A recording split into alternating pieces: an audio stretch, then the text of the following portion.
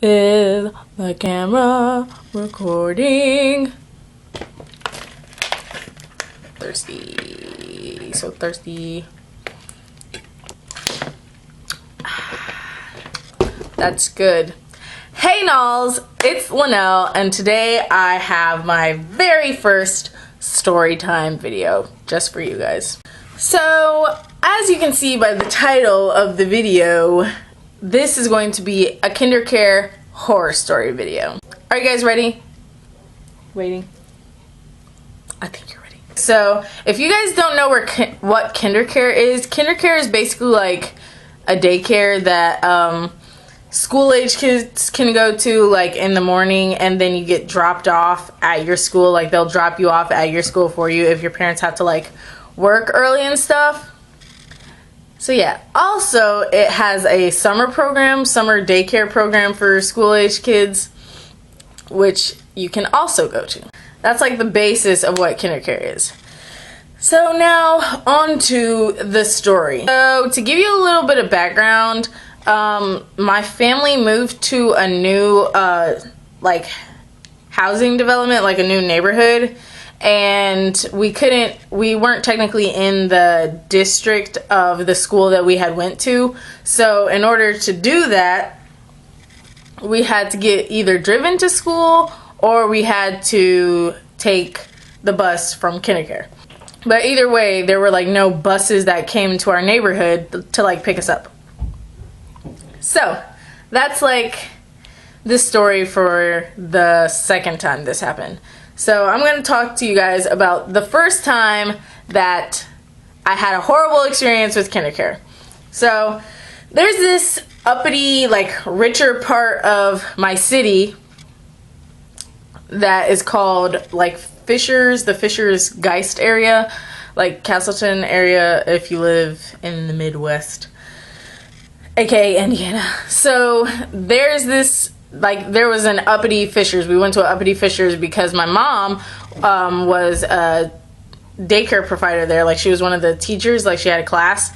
And then, like, she got another job. So in the summer of 4th grade, this is 4th grade, so I was, I believe, 10. So I go to this summer program thing, and I'm like one of the oldest kids there, and it was so boring. Like, there was nothing to do. So I go there, and my two younger brothers, who are only a year younger than me, and my little sister goes there. But my little sister is 4 years younger than me, so she's not really in the same, like, classroom that we were in. So it was me and my two brothers in this same classroom because we're obviously in the same age range.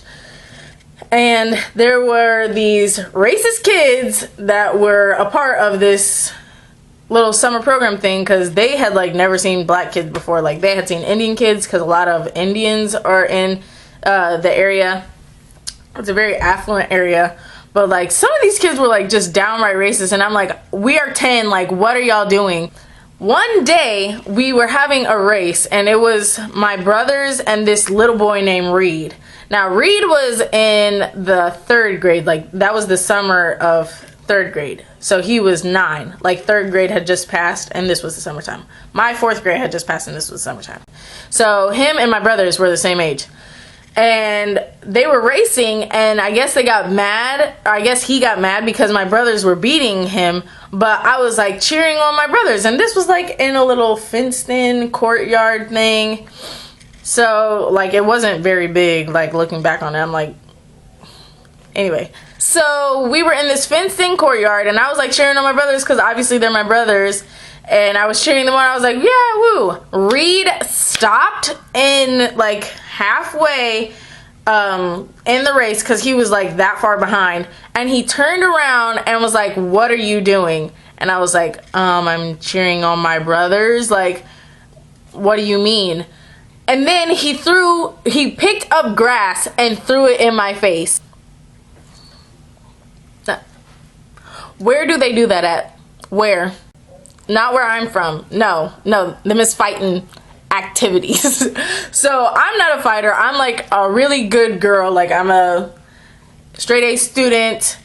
Well, I was in 4th grade, but I was like a straight M student for mastery. I was a good kid, and I had never been in a fight before, like, no. But you throw grass in my face, like, no. My parents told me, like, if somebody hits you first, hit them back. So I was like, no, like, this isn't happening. But he threw grass in my face. So, of course, I was about to do something. I was like, don't throw grass in my face ever again. And he was like, what are you going to do about it? And threw grass in my face again. I was like, I pushed that boy so hard. I pushed him up against the fence. And then my brothers had came back. And there was this little snitch named Riley. And these are the actual names because I don't know where these people are. But her name was Riley. And she went to go tell the principal of this school. I was like, this isn't even a real school. Like, I was 10 and I knew that this wasn't a real school. I was like, I don't go here. This is the summer. I was like, my mom worked here and then she got a better job. Like, y'all ain't doing nothing with y'all life. So she went and go to tell the principal. And then my brothers like held his arms, and I was like punching him in the stomach because he started punching me. So my brothers held on to him, and so I started punching him like, nuck if you buck. I'm not a violent person, but like, don't test me. I fought a boy in the 4th grade, so where's my golden gloves? You know what I'm saying? But yeah, my brothers had to hold him back because he was kind of stronger than me, so I was like, yeah, but it was nothing like we beat him up like he was bloody. It was just like, like kid fight. So then this little principal came over and talked to us, and she was like, you two sit down now. And I was just like, okay, like it didn't really faze me. And then Reed was like spitting at me and stuff, and I was like, I can't believe this little boy is doing this to me right now. We went back after this little recess play thing was over, and we went back to her office. Mind you, I was literally acting like this while I was 10 too. I was like, I'm a good kid, like I don't get in trouble. I was like, he hit me first. So she took us back to her office, and she was like, you two of all people, you guys are like the oldest kids here. Why are you guys fighting? And I was like, because he threw grass in my face and he was mad that he was losing, like a spoiled little brat that he is. And then she was like, I don't want to hear it. And I was like, excuse me. I was like, you don't talk to me like that, ma'am. But I was just sitting in silence. And then she was like, we have babies that bite each other and something, all this nonsense. And I was like, so you're not gonna you're not gonna factor in that he threw grass in my face and has been spitting on me. And yeah, so of course I punched him back. What am I supposed to do? Like, just let it happen? You were all the way over there. She was kind of pudgy, so it's not like you could run your butt over here. I was like, you're not even a real principal. You're the person in charge of this daycare. Good for you. Now, I'm not downplaying anybody that does daycare work because obviously my mom did it. But at the same time, I was like, you're not even my real school. Like, leave me alone. This is just for the summer. So, yeah, that happened. And then we left that place because that place was like really uppity and snobby, and we just couldn't take it anymore. So we told our parents, and I told my mom after that happened, and then she was like, okay, we're leaving. So that was the first kindercare experience. The second time, are you guys ready for this? I went from uppity, snobby, like rich white people to like ghetto fabulous, okay? Let me tell y'all. So my parents couldn't drive us to our school every day because my parents had to work. So they would drop us off early in the morning at kindercare. This kindercare was ghetto and ratchet. Like, when I say ratchet, it was ratchet.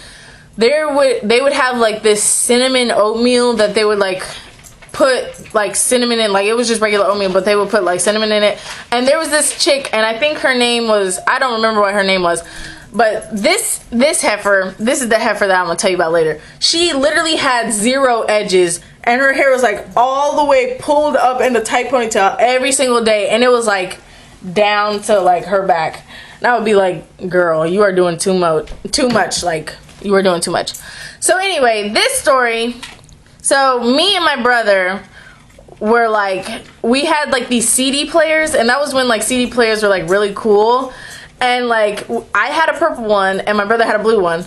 So we would like put on like little music video shows. Like, we would just like sing whatever music we were playing, and to the like these little kids, but the little kids obviously wouldn't pay attention to us, like they were playing with blocks and whatever. And there was this bratty kid, I think his name was like Micah or something. Anyway, even if it's not, I'm gonna just call him Micah. So there was this bratty kid, and he would always call me Nails, and I would be like, what? That's not my name. My name is Linnell. Linnell. Y'all see? Linnell, not Nails. So him and then he was like a light-skinned little boy. And then there was this dark-skinned boy who I could not stand. But apparently he had some crush on me. And I was like not having it. Like, we're in 5th grade. I'm 10. What are you doing? I don't even like you. So, needless to say, I was like not having it. So anyway, we would come back every day, sadly, to this thing, and it was like really embarrassing, like being in 5th grade and being like, yeah, I have to go to kindercare, like, because I was one of the oldest people there. Like, y'all don't understand unless y'all been to a kindercare. So that happened, and then my little sister, I told y'all I have a little sister, and she's 4 years younger than me. So she like went to this school, like that was like her preschool or something, some other thing like that. That was like the school that she went to.